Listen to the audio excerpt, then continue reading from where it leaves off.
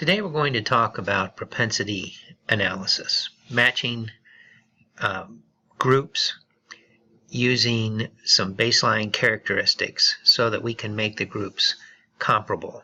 We cannot randomize this study, so we have to do an alternative method in order to compare them.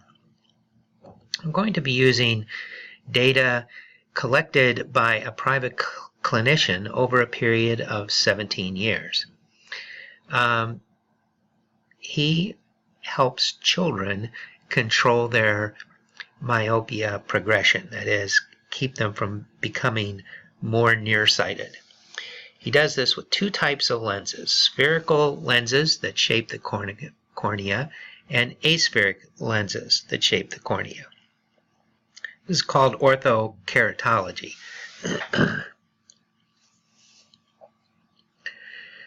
So, unfortunately, the design of this study was that for 10 years, the clinician prescribed these spherical lenses.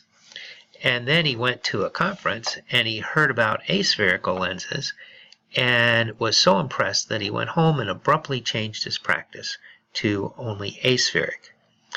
Now, this is great from the perspective of the patients, but it's pretty hard to do a study on this. So we are going to use propensity analysis to make at least the eyes comparable in terms of baseline measures.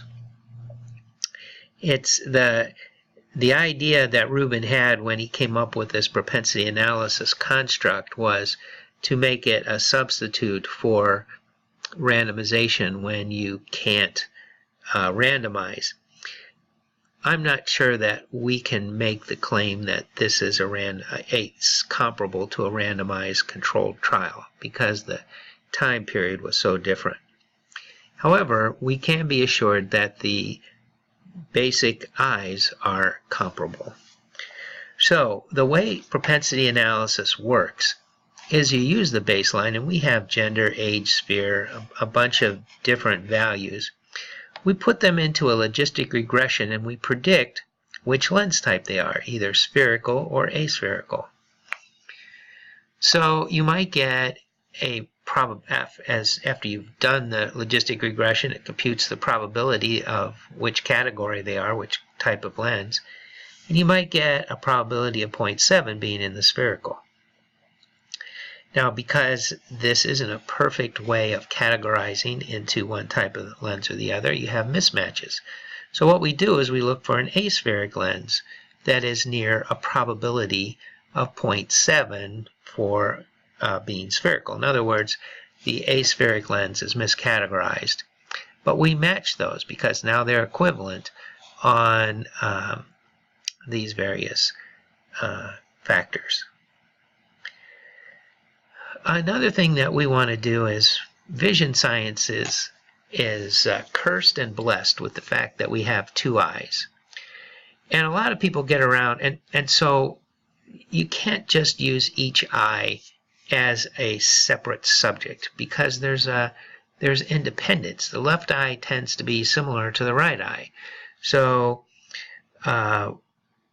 it's good that we have two eyes, but it's bad that we can't really use them as separate eyes. So what we can do is we can do each eye separately and then either look to see if the analyses are similar or maybe average the parameters at the end or something like that.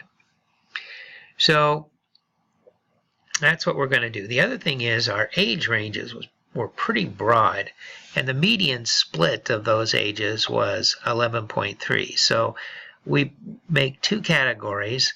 If you're less than 11.3, you get in one category, and if you're greater, you go into another. And the reason we do this is we're talking about growth, axial length growth, and how your eye grows. And you grow because you're older, too. So we wanted to cut that down a little bit. So if we're going to do this separately, now I originally tried to do this as a split file, and a split file will do the logistic regression for age category and eye, but unfortunately the matching program lumps it all together and I get left and right eyes matched, and that's not a good thing. So we're going to split into files, use this option, and we're going to split by eye and age category. We're going to write the output files to a specific directory, which is that directory. And I will have to say that I had a little bit of trouble making this work. So finally I ended up creating a directory and with a name that has no spaces. And I was not really, it didn't seem to work very well to go to a temporary directory. It doesn't, that doesn't create those little files that are extra little files. It actually puts them to a temporary directory. Hard to get to. I'm going to let it name its own files. And so let's see what happens. So I'm going to go to the directory, and it's created these 4 files.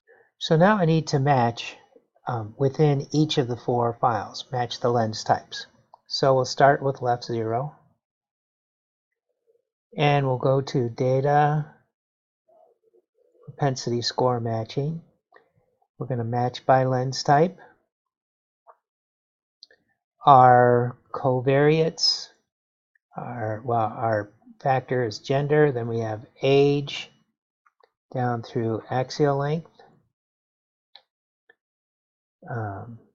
These variables are sphere, cylinder, spherical equivalence. Those are really going to, the computer might complain a little because of super high collinearity since this is defined by these two, but I could eliminate one of those, but I'd like to keep them all. The mean keratology, which is mean of vertical and horizontal. Eccentricity, the iris diameter, how much light can get into your eye, pupil size, central corneal thickness, and baseline. The name of the propensity variable, we're going to just call it probability because this is going to be the predicted probability from the logistic regression. The match tolerance, we're going to say 0.02, so that if we match on 0.7 for a spherical, if we find a spherical lens at 0.07, we'll match with an aspherical lens from 0.068 to 0.72. The case ID is ID. The match ID is match ID, so it's going to find a match for each ID. And the output data set we'll call M left underscore 0. Okay.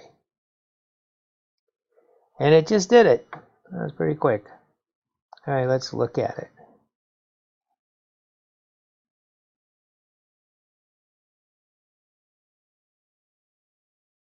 So it does what's basically a logistic regression. That's from that spherical equivalent. But that's okay. It's a standard logistic regression, and this is for the left eye of younger kids. And then down here, and this gives us predicted probabilities. We can see those out here. The probabilities are the predicted probabilities of each one, and then it matches them. So if we sort data, sort by probability, we see that we get things that are pretty close to each other.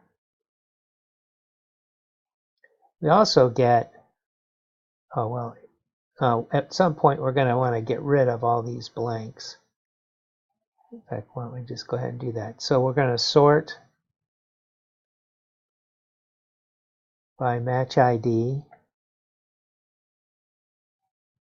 We really don't actually have to do this right now. We can wait till later, but these are unmatched cases.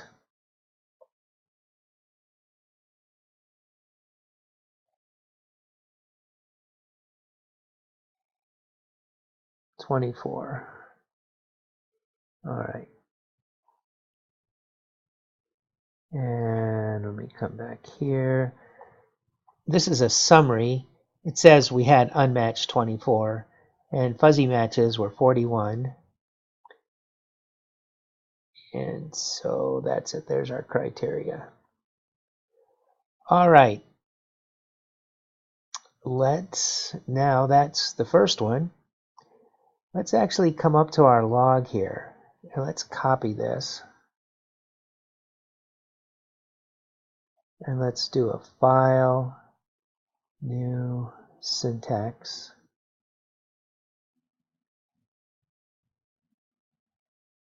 And so we want to get file. We want to get the older one. Well, let's copy the one. And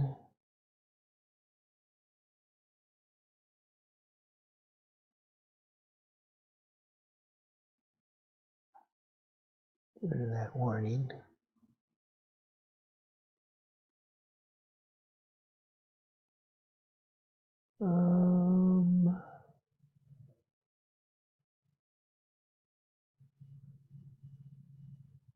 I think we're going to get rid of this line. That could give us trouble because it's going to give it a new data set when it gets the new file.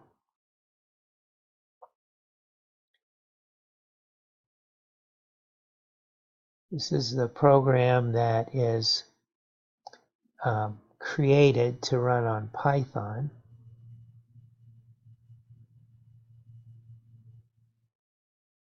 And it goes down.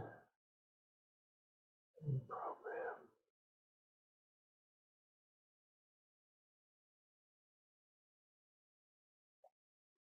We need to see where we find left. There it is. We need to change that to a 1.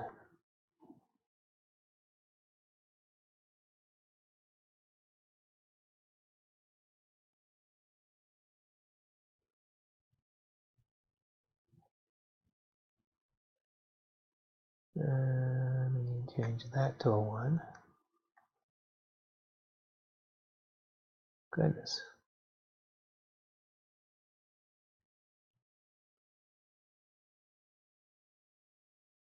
Okay.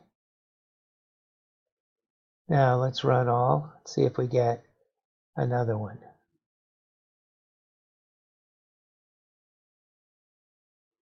Did something. Let's look on our. So we have.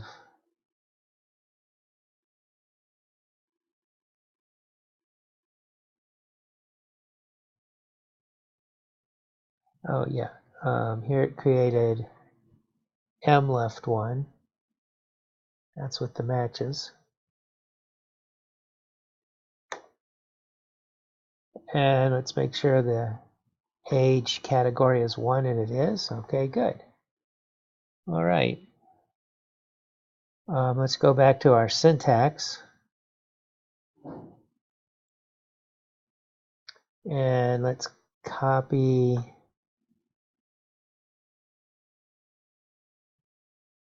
Oh, boy. Well, we can change. Let's search. Place left underscore 1 with right underscore 0. Place all. And close. Run all. There we have right. That's looking good. If I had more faith, I would have just copied this 3 times and run them all at once, but sometimes I just didn't have faith. So now let's copy right 0, or find right 0 and place it with right 1. And let's run all. Okay, now we should see we have 1, 2,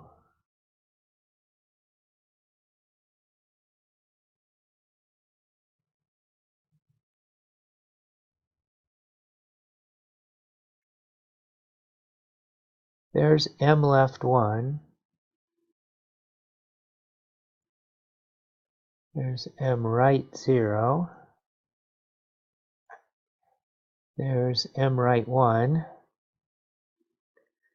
I'm a little worried about my, oh, what's this one? M left 0. Yay. Okay. Now we have all our matched files. So now we want to put them back together again, because now they're matched properly. And we want to combine the data set, so we're just working with one data set again. We'll start with M left 0, and let's file, save as,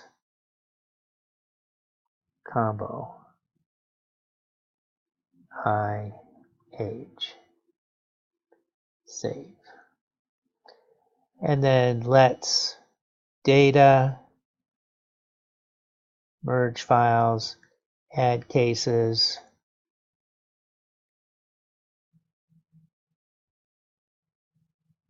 left 1.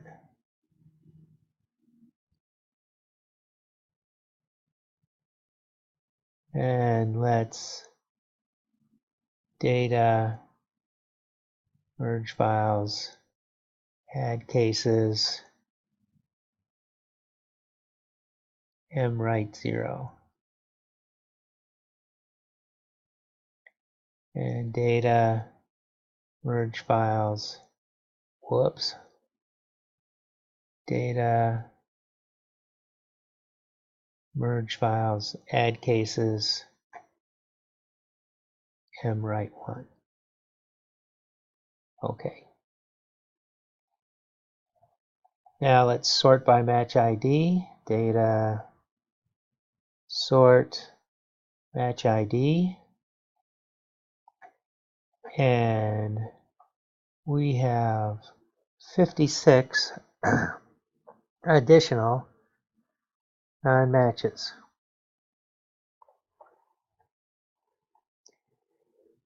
Now we have aspheric, we have spheric, left and right. We're all set. Now, again, we have to, because we have these two eyes, we're going to split the file, compare groups by eye. And let's do an analyze general linear model. We're looking at 5-year axial length, baseline covariate, lens type is the fixed factor.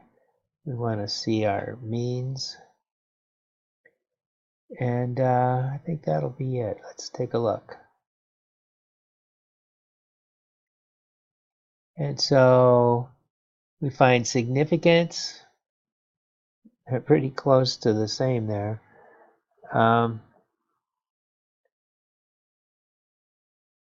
So if we do graphs, legacy, scatter, simple, define, x is baseline, x is baseline axial length, y is 5 years. We'll set our markers by lens type. Say OK. Get 2 graphs. And we can see that there are some spherical lens types that are pretty similar to that. Let's Let's double click this. Just do a quick little rundown.